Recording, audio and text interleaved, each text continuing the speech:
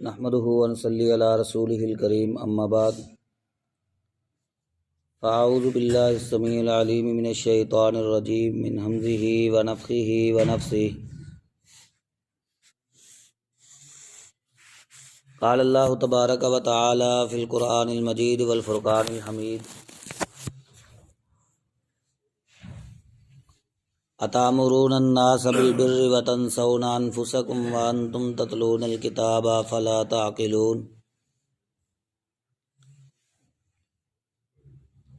معزز سامعین حضرات، یہ سورۃ البقرہ کی 44 نمبر آیت ہے۔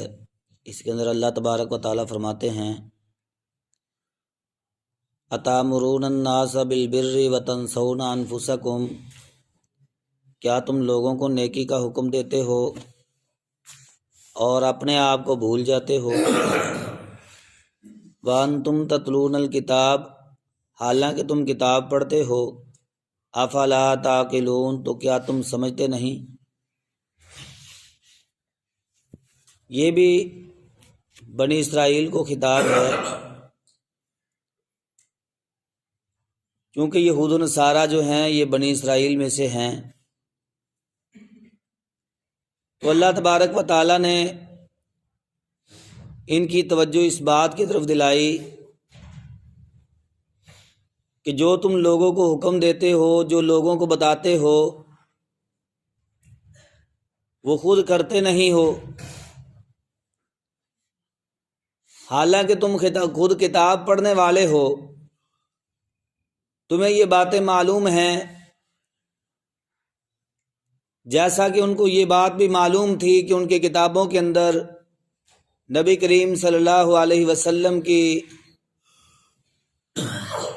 اطلاع دی گئی تھی کہ وہ پیغمبر آئے گا اور تم نے اس پر ایمان لانا ہے۔ اس طرح کی کئی اور باتیں بھی تھیں۔ تو اللہ تبارک و تعالیٰ فرماتے ہیں کہ تم خود کتاب کو پڑھنے والے ہو، لیکن اس کے باوجود تم لوگوں کو وہ باتیں کہتے ہو جو خود عمل نہیں کرتے۔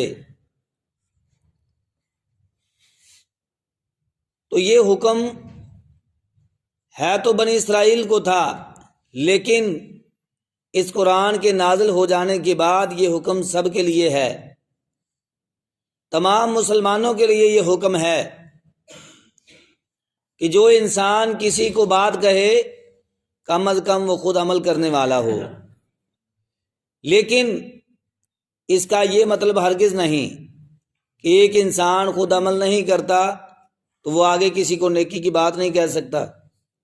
مثال کے طور پہ ایک بندہ نماز نہیں پڑھتا، وہ لوگوں کو نماز کا کہتا ہے، اس کا یہ عمل اچھا تو ہے لیکن وہ خود عمل سے خالی ہے۔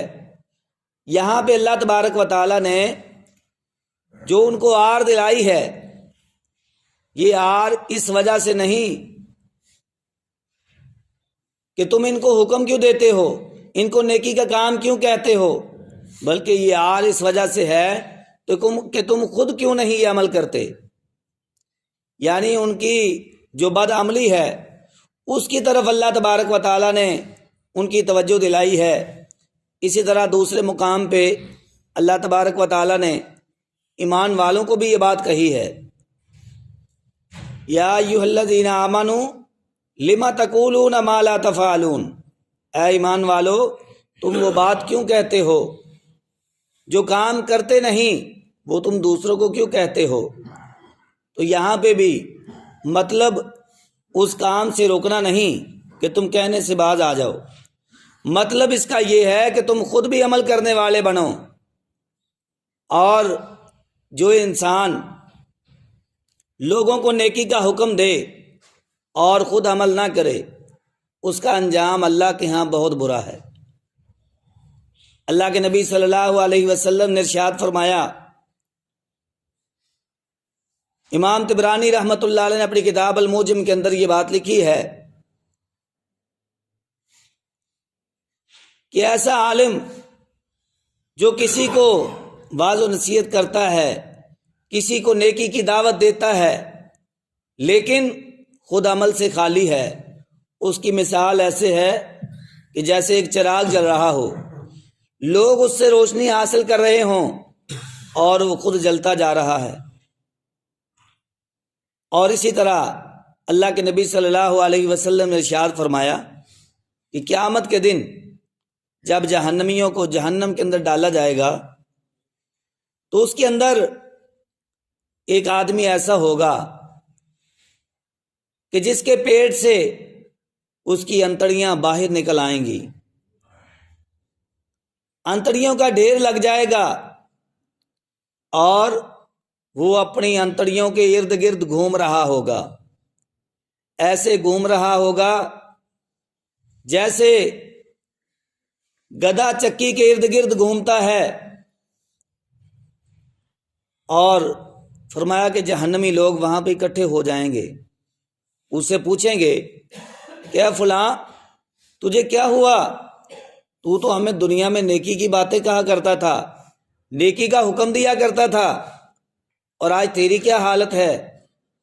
کہے گا ہاں میں تمہیں نیکی کا حکم تو دیا کرتا تھا لیکن میں خود عمل نہیں کرتا تھا۔ اللہم لا تجعلنا منہم، اللہ ہمیں ایسے لوگوں میں شامل نہ کرنا۔ اور اللہ کے نبی صلی اللہ علیہ وسلم نے ایک اور حدیث کے اندر یوں بھی ارشاد فرمایا قیامت کے دن، یہ معراج کے دن، معراج کی رات جب میں نے دیکھا ایک آدمی کے ہونٹوں کو، اور بعض الفاظ میں ہے کہ اس کی زبان کو آگ کی کینچیوں سے کاٹا جا رہا ہے۔ میں نے پوچھا اے جبریل یہ کون لوگ ہیں؟ انہوں نے بیان کیا کہ اللہ کے رسول یہ وہ لوگ ہیں جو آپ کی امت کے علماء ہیں، لیکن لوگوں کو نیکی کی دعوت دینے کے باوجود خود عمل سے خالی ہیں۔ اللہم لا تجعلنا منہم، اللہ ہمیں ایسے لوگوں میں شامل نہ کرنا۔ تو اللہ کے نبی صلی اللہ علیہ وسلم نے خود اللہ تبارک و تعالی نے ایسے عمل کی مذمت کی ہے کہ یہ عمل درست نہیں، لیکن اس کا یہ مطلب نہیں کہ وہ نیکی کا حکم دینا چھوڑ دے، نیکی کا حکم دے لیکن خود بھی اپنے آپ کو عمل کی طرف لائے، خود عمل کا پابند ہو، جو بات لوگوں کو کہہ رہا ہے کم از کم اس کی پابندی کرے۔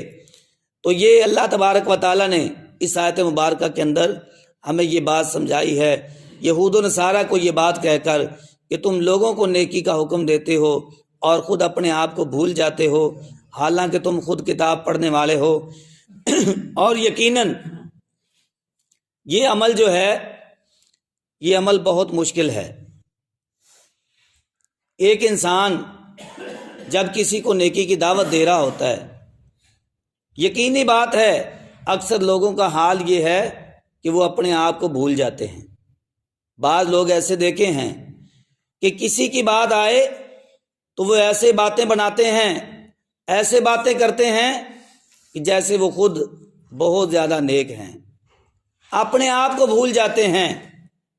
تو اس آیت سے ہمیں یہ بھی سبق ملتا ہے کہ کم از کم کسی کو بات کرتے وقت ہم اپنے بارے میں ضرور سوچیں۔ جب ہم اپنے بارے میں سوچیں گے تو ہم کسی پہ بلا وجہ تنقید نہیں کر سکیں گے۔ جب ہم اپنی غلطیوں پہ غور کریں گے ہم کسی کی غلطیوں پہ اشارہ نہیں کر سکیں گے۔ تو اس آیت کے اندر ہمارے لیے یہ بھی سبق ہے کہ کسی کو بات کرتے ہوئے ہم پہلے اپنے آپ کا جائزہ لیں کہ ہم کیا کر رہے ہیں۔ اگر ایک انسان غلطی کر رہا ہے، ہماری کوشش ہوتی ہے کہ ہم اس کو ناکام کریں، ہم اس کی غلطی کو لوگوں کے اندر بیان کریں، جبکہ اللہ تبارک و تعالی اور پیارے پیغمبر صلی اللہ علیہ وسلم نے ہمیں اس بات کی تعلیم نہیں دی۔ ان کی تعلیم یہ ہے کہ من ساتر مسلمن ساترہ اللہ یوم القیامہ، جو کسی مسلمان کے عیب پر پردہ ڈالے گا اللہ تعالیٰ قیامت کے دن اس کے عیبوں پر پردہ ڈالے گا۔ اگر کسی کے اندر غلطی نظر آئے اس کو علیحدگی کے اندر، تنہائی کے اندر بڑے پیار سے، بڑی محبت سے، بڑے اچھے طریقے کے ساتھ اس کی اصلاح کی جائے، بجائے اس کے کہ اس کو لوگوں کے اندر بدنام کیا جائے۔ یہ بہت بری حرکت ہے۔ اکثر لوگوں کے اندر، ہمارے معاشرے کے اکثر لوگوں کے اندر یہ عادت پائی جاتی ہے کہ کسی کی غلطی دیکھ کر اس کو بہت اچھالتے ہیں لیکن اپنی غلطیوں کو پتہ نہیں ہوتا۔ یہ بات یاد رکھنا، اللہ کے نبی صلی اللہ علیہ وسلم نے ارشاد فرمایا، آپ نے فرمایا کہ لوگوں کے عیبوں کے پیچھے نہ پڑو، لوگوں کے عیبوں کو نہ تلاش کرو۔ اگر تم لوگوں کے عیبوں کو تلاش کرو گے تو اللہ تبارک و تعالیٰ تمہارے عیبوں کو تلاش کرنا شروع کر دیں گے۔ اور پھر آگے فرمایا کہ اللہ تبارک و تعالیٰ جس کے عیبوں کو تلاش کرنا شروع کر دیں، پھر اللہ تبارک و تعالیٰ اس کو ذلیل کر دیتے ہیں، چاہے وہ اپنے گھر کے اندر ہی کیوں نہ بیٹھا ہو۔ جب ہم کسی کے عیبوں کو تلاش کریں گے تو ہمارے عیب خود بخود ظاہر ہوں گے۔ لہٰذا ہمیں اس بات سے بھی گریز کرنا چاہیے کہ ایسی بات جو ہم خود نہیں کرتے وہ کسی کو دعوت دینے سے پہلے اپنے آپ کو عمل کے لیے تیار کریں۔ اور دوسرا ہمیں اس بات سے بھی گریز کرنا چاہیے کہ جب کسی کی غلطی پہ تنقید کر رہے ہوں تو ہم اپنی غلطی کے بارے میں بھی سوچیں۔ اللہ تعالیٰ سے دعا ہے کہ اللہ تبارک و تعالیٰ ہمیں صحیح معنوں میں ان باتوں کو سمجھ کر عمل کی توفیق عطا فرمائے۔ وما علینا الا البلاغ المبین۔